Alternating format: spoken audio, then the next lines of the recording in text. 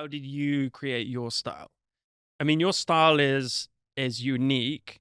It's not. I talk about this all the time. I think it's impossible to be original these days, but it's unique. You can still find your little unique box, right? Yeah. Was that by accident, or did you think, okay, well, this is what I want to create, and this is gonna be my style throughout? I think it was a little bit by accident, and I didn't notice it myself until people told me Right. about it. Like, for example, I would sometimes get posted in one places because people share your stuff all the time, even sometimes they don't ask, but and then people would send it to me and say, "Oh, I knew it was you even before I checked the tag." Right. And when you get that a few times, first, I guess because of impostor syndrome thing, you don't think like you're good enough or something, or you don't think you stand out. But when then a few people show it to you, then you start to believe it and to have more confidence. And so I don't know where is the secret thing in my style, but I try to stay consistent, I guess. Hi, everyone. Just a really quick break in the podcast to tell you about something that's been a game changer for my own work. You know, I'm all about creating content that's impactful and visually stunning. And a big part of that is thanks to Artlist. I use Artlist for all the dramatic cinematic music you see in the trailers, and that brings all my other videos to life. And their massive library of high quality stock footage and sound effects is honestly a lifesaver. Whether you're a filmmaker, content creator, or photographer, Artlist has everything you need to take your projects to the next level.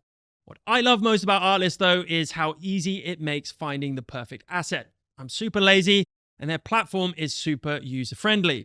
And the quality of their music and footage is just top-notch. It doesn't matter if you're working on a big project or just something small, Artlist certainly has the range and the quality to make your work really stand out. Plus, everything is royalty free, so you can use it however you like without worrying about the legal stuff. And because I believe in sharing the good stuff, here's a little perk for you. Use the link in the description to sign up for an annual plan, and you'll get 2 extra months free. It's a great deal to keep your creative juices flowing even longer. All right, let's get back to the episode. I think I can tell you the secret, but You have having it? spoken to many, many people in your position, is practice. You know, the more you Mm. do it, the more you kind of learn your own style, right? Yeah, You that's true. know, there's a million different avenues you can go down, but you can only find those avenues if you actually walk down them, right? Oh no, that doesn't work. Come back. Oh no, that doesn't work. Oh, I don't really like that. And then you end up finding what you like and what you're good at, and then what you can be recognized for, which I think is super important. Something else that I really wanted to ask you about that I saw on some of your work is how you can have an impact with your photography. And you talked about sustainability and working with brands that don't promote, you know, negative impacts on the climate, environment, on animals, which I'm in full support for. Can you elaborate a little bit more as to why and how, if that's been quite successful for you, does that limit the people that you can work with, or do you find that, you know, a lot of brands are open to that kind of philosophy? Yes, I think it limits a little bit, but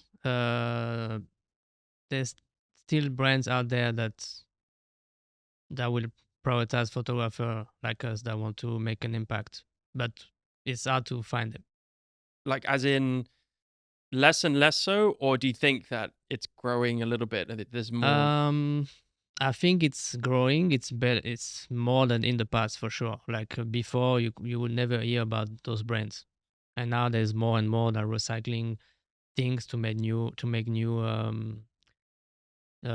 products. Like even like for Sky, like this brand, Kali Dogwear is all from recycled stuff.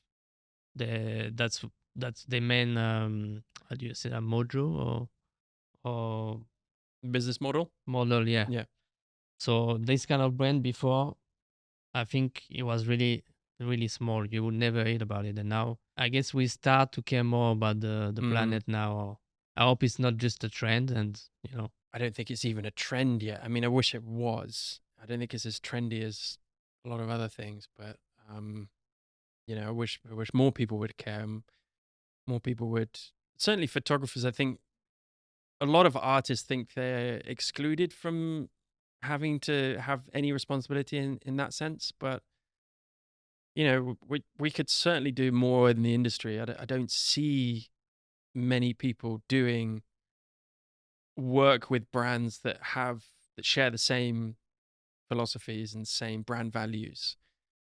What I see is a selfish nature in what people want to get with likes and follows and money, right? And I get it because most photographers, most filmmakers are self-employed, right? They don't know when the next job's coming, so they need to pay the bills, et cetera, et cetera. But I think if we're able to showcase a culture or a landscape, like you said, window to the world, right? If we're able to do that, then I don't see why we shouldn't be showing a window to these more important. Like a voice for them, right? Absolutely, Mm. yeah.